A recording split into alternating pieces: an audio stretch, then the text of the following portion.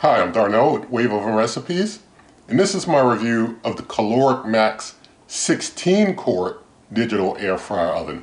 So let's go ahead and get this one unboxed.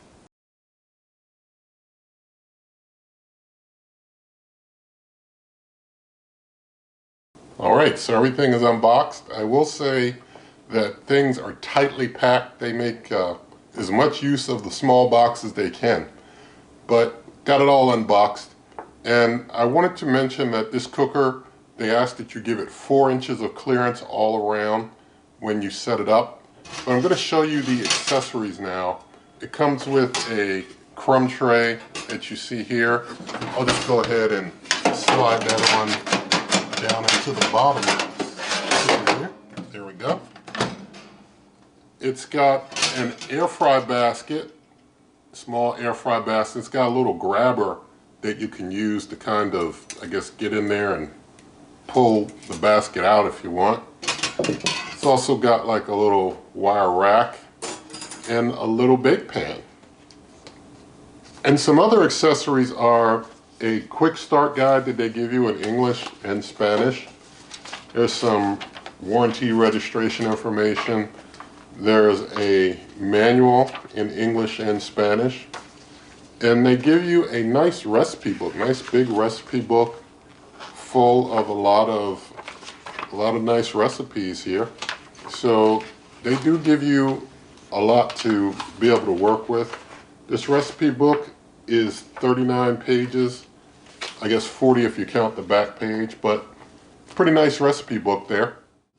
And the power cord for the cooker is a 2-prong polarized cord. It's a 1600 watt cooker, but it does have a smaller form factor than some other air fryer ovens, so it may be able to make good use of that. And this cooker has a 16 quart capacity, so they say that you can hold 6 slices of toast or an 8-inch personal pizza. And I'll do measurements a little later all around the cooker. The temperature ranges for this cooker are 80 degrees Fahrenheit to 500 degrees Fahrenheit. That does vary based on function. I will go through all the functions in detail later. The time ranges for this cooker are 1 minute to 9 hours 59 minutes. That also varies on function, and I will go into those details later as well. They do mention that when you use the oven functions, because I'll go into it later, but it has oven and air fry functions. When you're using any of the oven functions, they say that you should turn your food halfway through because the back of the cooker cooks hotter than the front. And after cooks, you should know that a fan is going to run for about 3 minutes after cook to kind of help to cool things down a bit. Now I'll just give you a look around the cooker. You can see on the side there's basically air vents on that side, on this side as well. Air vents there. On the back, looks like a back exhaust there and some more air vents there. Very small hump there in the back and some cord management hooks there. Alright, so now I'm giving you a closer up view of the cooker, and when we open up, we see inside on the bottom you've got 2 heating elements on the bottom. Nothing's on the sides, nothing's in the back. But when we go over here in the corner, we see there's an ambient probe right there in the corner, and behind it is a light. And the light, they say that if you have any problems with that light, you can call customer service to get a new bulb, and you can basically hand screw that bulb cover off and put yourself a new bulb in there. Up top, we see you got a nice bit of heating element action up top, as well as the fan up top, so you'll have your heat blowing down on top of your food. And so we'll see how that works out with the temperature testing. Alright, so now I've got the Kalorik 16 quart next to the Gourmia French door air fryer oven, and you can see basically the Gourmia is longer in the back here, but the Kalorik, because it's got the digital display up high, stands a little taller. But I'm going to do a few measurements real quick. And over the top of the Gourmia, we've got about 17 inches, whereas over here with the Kalorik, we've got about 13.5 inches across. When we do height, we see that the Gourmia is a little over 11 inches, about 11.5 inches, whereas the Kalorik is a little over 13 inches, just a touch over 13. When we go front to back, and I will include the small hump on the Gourmia plus the handle ends, we've got about, let's see, about 14.5 inches, whereas with the Kalorik and its small hump and the handle, you've got about 12.5 inches going there on the Kalorik. So the Kalorik is definitely smaller overall outside. Going inside, front to back in the Gourmia, let me get a good spot here. There we go. Front to back is 13 inches, whereas with the smaller Kalorik, when we go front to back, we've got just under 11 inches there, just under 11. Going side to side on the Gourmia, I'm getting about 12.5 inches, whereas with the Kalorik, I'm getting just over 10 inches, like just a touch over 10 inches there. Now when I do height inside the Gourmia, I've got about 8.5 inches, just about. With the Kalorik, I've got under 7.5, a little over 7, but less than 7.5. And now I have the Kalorik next to the Ninja Foodi dual heat air fry oven, and you can see that the Ninja definitely stands much lower than the Kalorik, although when you flip the Ninja Foodi up, then it's just a little taller. Looks like I got a little oil down there on my Ninja Foodi coming off there. Interesting. But I'm going to do some quick measurements again so that you know the differences in sizes here. So when I go across the top of the Ninja Foodi, I've got about 18 inches. Again, across the top of the Kalorik, I've got just about 13 inches there. When we do the height of the two, the Ninja Foodi standing down is just under 8 inches, whereas the Kalorik is about 13.5. And going front to back in the Ninja Foodi, we've got about 13 inches, whereas with the Kalorik we've got, let's see, got a little hump back there I'm trying to make sure I account for. Got about 12.5, I say. Now going inside of the Ninja Foodi, front to back, let's see what we have here. We've got 13.5 inches there, so lots of room there, front to back. Whereas with the Kalorik, we've got just under 11 inches, side to side. In the Ninja Foodi, let me switch it around this way. Inside, we got just a touch over 13 inches there. With the Kalorik going inside here, we've got about 10.5 inches there. And height inside of the Ninja Foodi is about 6 inches, whereas with the Kalorik, you've got just under 7.5 inches there. Now I know everybody's wondering, will a whole chicken fit in this thing? So I've got here, and this is frozen, I'm not going to be cooking it in this video, but I just want to see, this is about a 5-pound whole chicken here, so we're going to stick that in. You see that? That fits in there with a little bit of room to spare, so I think it can hold a 5-pound chicken in there just fine. Now I've turned the big light off so that you can see the display and all here without any interference, but I'm doing an initial plug-in just to see what happens when we first plug things in. And you see things lit up for a quick flash there.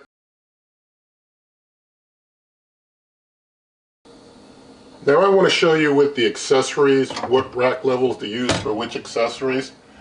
For the wire rack, you are typically going to put that on the middle rack level here, so like so in the middle. But if you're toasting, when you're toasting bread, they say you should pull it up to the third level there. That's the highest rack level. When it comes to the air fry basket, you're going to use, again, either level 2. Let's see if I can get that on the rack guide here without messing things up. There we go. Or if you want to air fry faster, they say you can use rack level 3 there.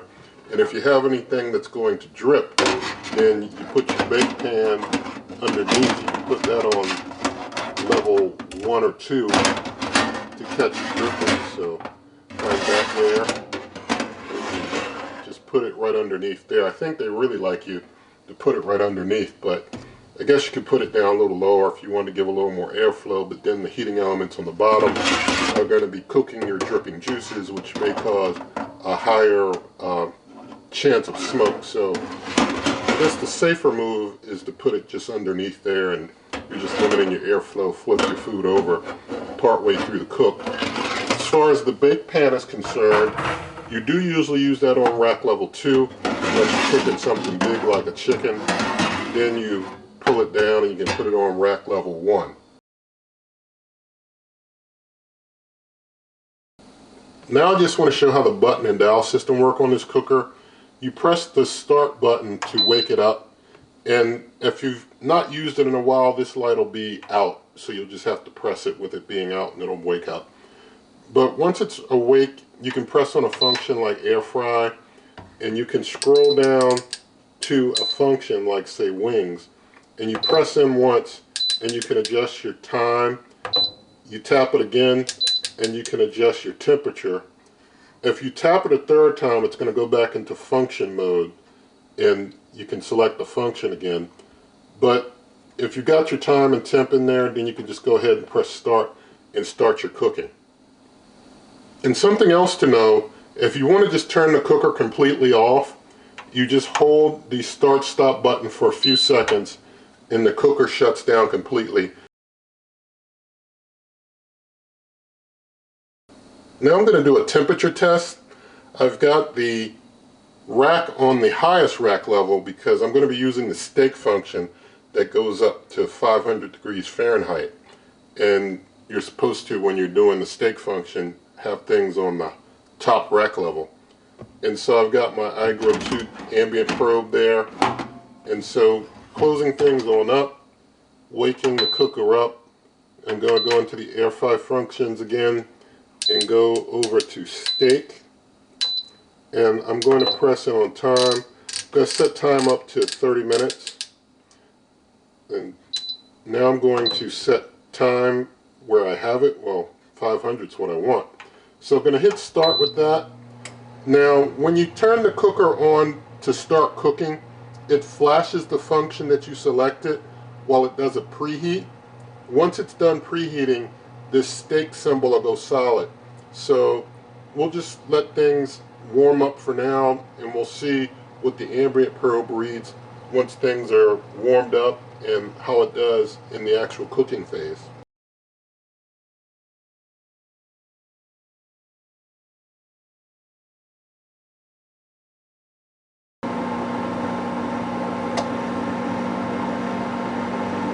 Alright, so it sounded like the fan just adjusted and the icon for the steak has gone solid.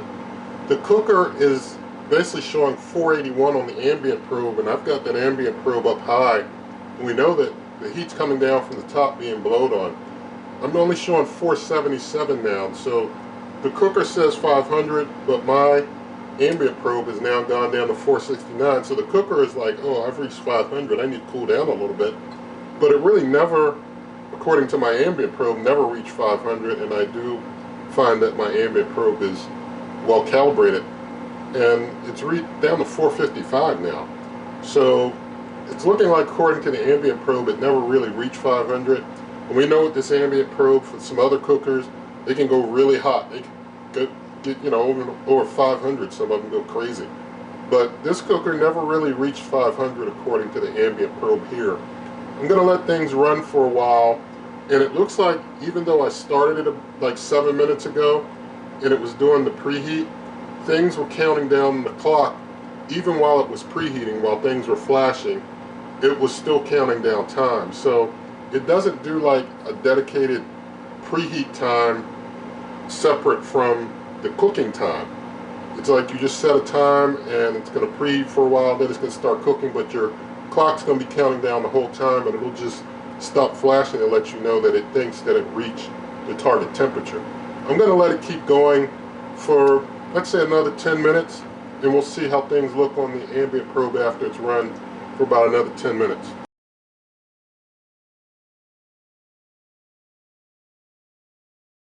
Alright, so things have been running for another 10 minutes, well after the preheat, about 17 minutes total so far. The ambient probe is reading 446, so according to the ambient probe, it never really gets to 500. It, shows 500 here, but not there. I want to feel around the cooker just to see how hot it is. On top here, it's feeling pretty hot. I don't want to leave my hand there long. On the side here, it's kind of warm, kind of hot. Same over there. Front is hot. Back, yeah, it's hot all over. The whole thing is hot. Down here, I can leave my hand there. It's not like it's burning my hand. So basically overall though, the cooker is pretty hot. Now I'm going to just check making some adjustments to the time and temp on the fly. So let's say that I press the button and I want to turn time down to 10.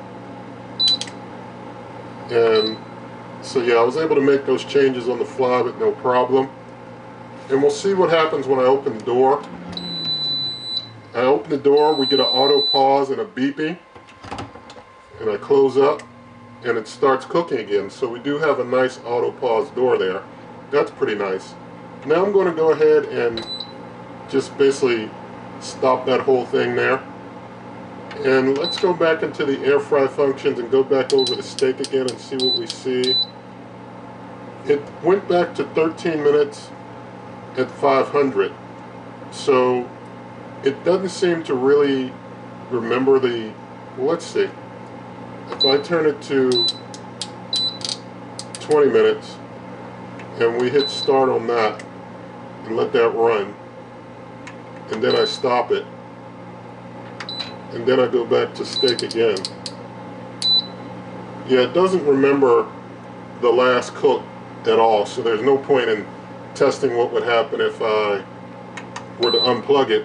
The cooker just doesn't have any memory of what you did last. Now let's go into all the functions of the cooker. I'm going to go ahead and wake things up. On the buttons here, you have a button for keep warm, a light button that you can see there to turn the light on and off. There's an air fry functions button and an oven functions button. And then there's the start stop and the dial.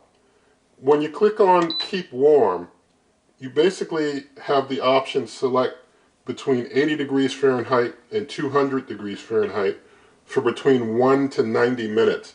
And keep warm just has one function underneath. It doesn't, nothing down here lights up. Now if I click on the air fry functions, we know we saw that earlier, all the things that light up as options for air fry. We have the air fry function itself, which goes from 140 degrees Fahrenheit to 450 degrees Fahrenheit for between 1 to 90 minutes. We have the chicken function, which goes between 140 degrees Fahrenheit to 450 degrees Fahrenheit for between 1 minute to 9 hours 59 minutes. Next function is the tofu function. With the tofu function, it goes between 140 degrees Fahrenheit to 450 degrees Fahrenheit for 1 to 90 minutes. For the ribs function, you can do 140 to 450 degrees Fahrenheit for between 1 minute to 9 hours 59 minutes. The shrimp function goes between 140 degrees Fahrenheit to 450 degrees Fahrenheit for 1 to 90 minutes. I do apologize, I don't know a way to stop the beeping. But when we go to the steak function, which we were on earlier, that goes between 140 degrees Fahrenheit to 500 degrees Fahrenheit for between 1 to 90 minutes. Then there's the wings function, 140 to 450 degrees Fahrenheit for 1 to 90 minutes. And then there's the bacon function, 140 to 450 degrees Fahrenheit, again 1 to 90 minutes. The fish function, likewise 140 to 450, 1 to 90 minutes. Same for corn, 140 to 450, 1 to 90 minutes. Fries, again 140, 450, 1 to 90 minutes. Then we get to dehydrate. Dehydrate does between 80 degrees Fahrenheit to 165 degrees Fahrenheit for 1 minute to 9 hours 59 minutes. Then there's the defrost function. Defrost goes between 80 degrees Fahrenheit to 140 degrees Fahrenheit for between 1 minute to 2 hours. Then there's the veggies function. Veggies does 140 degrees Fahrenheit to 450 degrees Fahrenheit for between 1 to 90 minutes. Now we click on the oven button and we get these oven functions down here. The first oven function is bake, which does between 140 to 450 degrees Fahrenheit for between 1 minute to 9 hours 59 minutes. Next we have broil. Broil does 140 to 450 degrees Fahrenheit for between 1 to 13 minutes. Next is pastry. Pastry does between 140 to 450 degrees Fahrenheit for between 1 minute to 9 hours 59 minutes. Then there's the pizza function.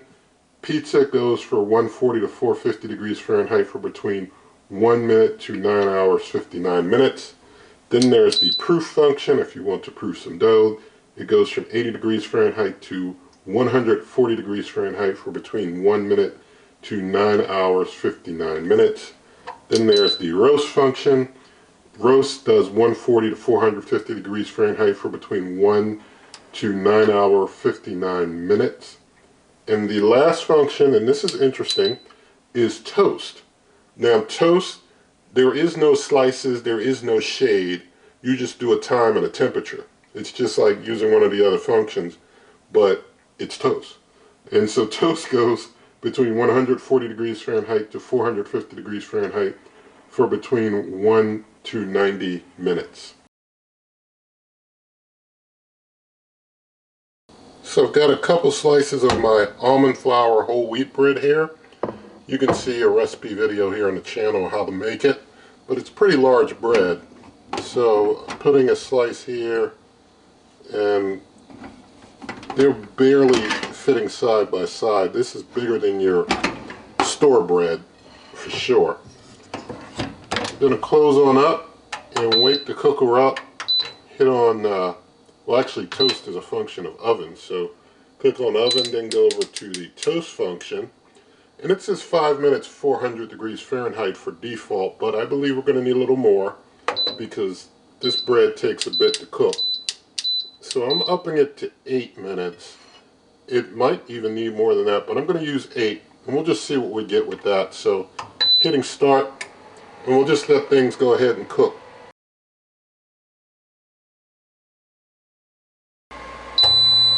Alright, so let's see what it did to that bread in 8 minutes. You definitely wouldn't want to use your store-bought bread in here for 8 minutes. It would be black and crispy, I can tell you that for sure. But here we have the almond flour whole wheat bread. You see the back there. Other slice. Looks like it turned out pretty good. I'm just going to thank God for this and take a quick bite.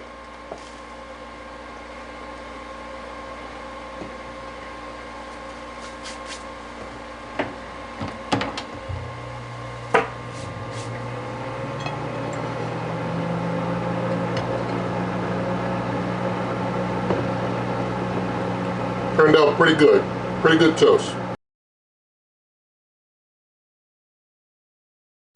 So what I'm making now are some almond flour whole wheat waffles, basically going to make a baked waffle. and I've got a waffle mold here, one of the smaller ones that'll fit into this cooker. And I've done these with the waffle maker in a separate recipe video in full, but I'll just flash the ingredients on the screen. Just going to get things mixed together here and then get it into the waffle mold. I'll probably have to make more than one, but I'll do one with you here on camera. So I'm just going to get this mixed together, then get it into the mold. Got things all mixed up, and I'm just putting some into the mold. Alright, got a good amount in there for my waffle, and going to put it on the wire rack here, which is on the middle rack level. I'm going to close up, and I'm going to go ahead and wake the cooker up. I'm going to turn the light off so you can see better. Now I'm going to go ahead and hit the oven button, and we're going to leave it at bake. And I'm going to adjust the cooking time. I'm going to take it down to 15 minutes, and we'll see how that does. And I'm going to take the time down to 350. So we'll go ahead and we'll run with that, and I'll just keep an eye on things and I'll bring you back.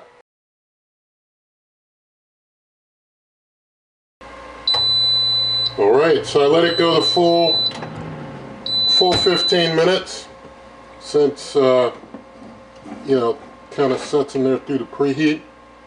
But this is what we have. Feels like it's done. Doesn't feel moist or anything inside. So just kind of, the silicone's kind of hot. So just trying to get the waffle out. And it's going to be a little sticky because I didn't oil the mold before I put the mix in. That was a miss on my part. But I'm going to let it probably cool down for just a minute, and then I'll get it on out of there. So I gave things some time to cool off. Now I'm just going to see how easy or hard it is to get the waffle out, even though it's going to kind of stick a little bit to the mold, but it's coming out. It's coming out kind of good. That looks good. That looks real good. Even without the oil, things turned out fairly well. That's good. So I'll just thank God for one and just do a quick taste of one here. See that?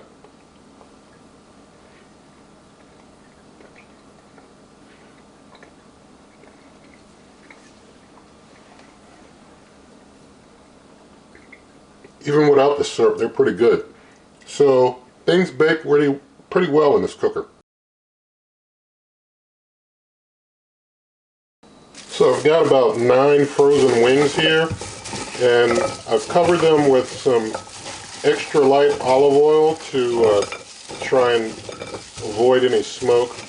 I'm just getting them basically mixed up well with the oil. Then I've got some Old Bay seasoning I'm going to throw on top of them and get them into the air fry basket for some air frying of these wings.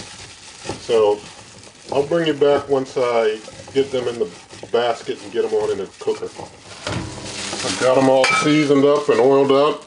I'm going to put the wings on the highest rack level to basically give them a real good cooking.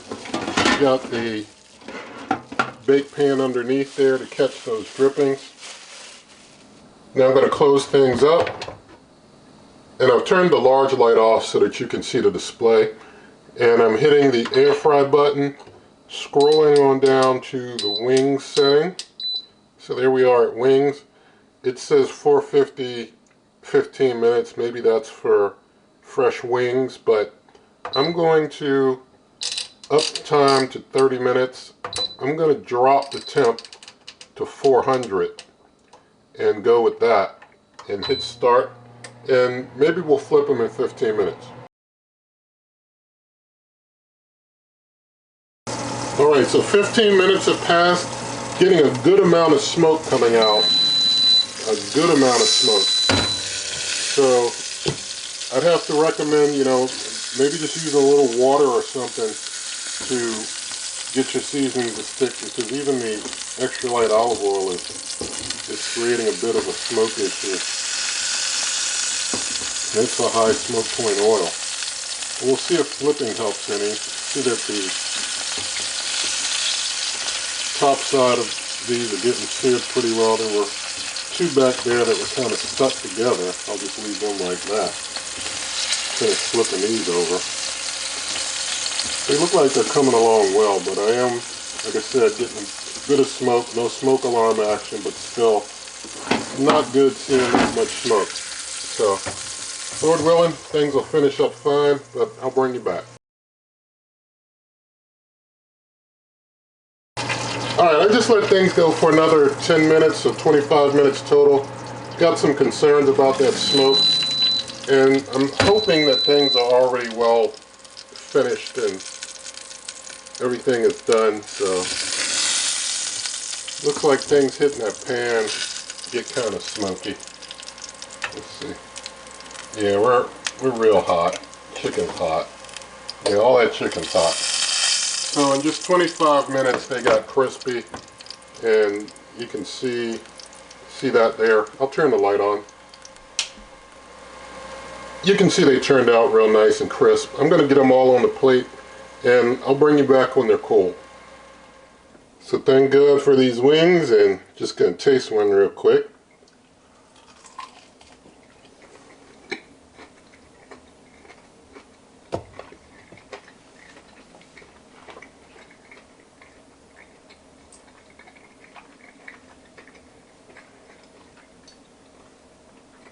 Tastes good, turned out well. They are moist inside, not totally dried out, but they got a crisp exterior. But, you know, I did 25 minutes, probably could have done 20 minutes and probably would have been done. So it does a real good job on the air frying. Things like wings get a really great job. It's got a small form factor, so that 1600 watts works in there pretty well. Now I want to talk to you about cleaning this cooker, because there will be a bit of cleaning to do here tonight. But basically, you use a warm soapy rag all over the interior exterior of the cooker to wipe things down. The rack accessories like the basket and the pan and the wire rack, those can go in the dishwasher. I personally like to wash things by hand, but I will usually put those wire racks into the those air fry baskets into the dishwasher after I knock all the stuff off them. The crumb tray, you're supposed to wash by hand. So let's talk about the warranty. This cooker has a 1-year warranty, and if there's a problem, you ship it back on your dime. Now, we've got our good look at the cooker and all that it can do and how it performs, and so definitely hope that you did like this whole and complete review of the cooker and that it helps you out. And so, in the video description, there are lots of ways to help this channel out. You can do donations, my cookbook, memberships, and also there'll be a referral link in the video description so that you can buy this. And also I'll have a link to my Amazon shop so that you can, whatever you want to get, you can basically help this channel that way. And so lots of ways to help out, and do appreciate all of that from you. And so, with all of that said, if you did like the video, please do give it a thumbs up, share the video with a friend, leave your comments, subscribe, hit that notification icon, and good eating.